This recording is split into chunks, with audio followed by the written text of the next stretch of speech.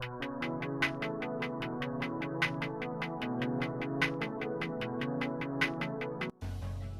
already crowded 300 to 400cc maxi scooter segment has become even narrower when the Chinese brand Zontes has just launched the Zontes 350e model.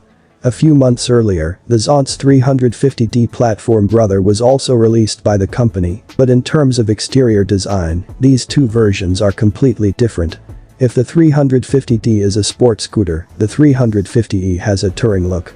Zontes 350e is a model suitable for male customers and meets the needs of both urban mobility and comfortable operation on long journeys. Currently, Zontes 350e has been sold in the Chinese market. In the near future, it is likely that this model will be available in many European countries and some Asian countries.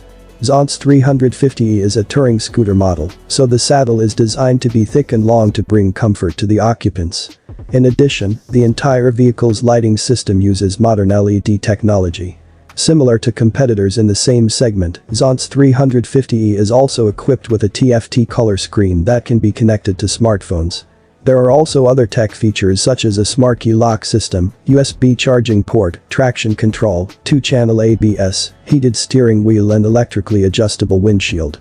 With the characteristic design of a maxi scooter model, the Zontes 350e possesses a relatively massive appearance.